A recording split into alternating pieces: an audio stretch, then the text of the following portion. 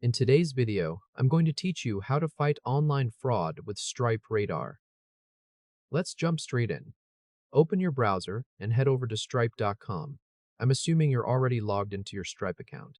So once the page loads, you'll land directly on your main dashboard, where you can see an overview of your payments and account activity. From here, we need to navigate to the Radar tool.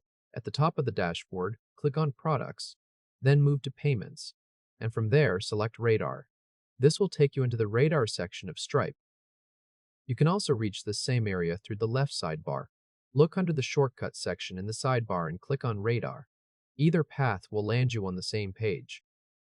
Once Radar is open, look near the top of the page and click the Rules tab. This is where you'll manage the logic that decides which payments get blocked, allowed, or reviewed. Take a moment to confirm that you're on the Rules table. You should see a row of cards labeled All, Request 3DS, Allow, Block, and Review. These cards group your rules by their action type. Now we're going to start a brand new fraud rule. In the top right corner of the screen, click the Add Rule button. A drawer will slide in from the right side of the screen with the title Add a Transaction Rule. Inside the drawer, the first thing to check is the rule action. Make sure it's set to block, because we want this rule to stop suspicious payments from going through. Next, we'll add the fraud condition itself. Click inside the condition box so your cursor is active in the field. Now we need to type the rule logic carefully. Type a colon, then risk underscore level, then another colon, then a space, then an equal sign, then a space, then an opening single quote, the word highest, and a closing single quote. After that, type the word and. Then type a colon, the words CVC underscore check, another colon, a space, an equal sign, a space, an equal sign, a space, and finally a single quoted value of fail. So the full condition reads risk level equals highest and CVC check equals fail. With the condition in place, it's time to test the rule before it goes live. Look at the bottom right corner of the drawer and click the Test Rule button.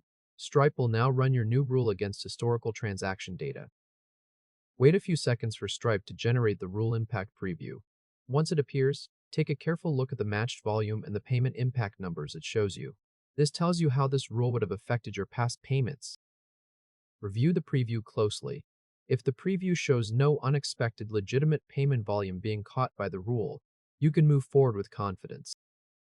If this helped, hit like and subscribe for more quick tutorials. Now let's save and activate the rule. After testing, look for the final purple button that appears in the bottom right of the drawer. Click it to commit your rule. Use the exact label shown on your screen, since depending on your account it may say Add Rule, Save Rule, or Enable Rule. Once you click it, wait for Stripe to process the action and return you to the main rules table. The last thing to do is verify that everything is in place. Back on the Radar Rules page, click the block card to filter the table down to your block rules only. Scan the list and find the rule you just created. It will read, if risk level equals highest and CVC check equals fail. Look across that row to the status column and confirm that it says Enable. That confirms Stripe Radar now has an active block rule that automatically stops high-risk payments whenever CVC verification fails on a transaction. Your store now has an extra layer of fraud protection working quietly in the background on every checkout.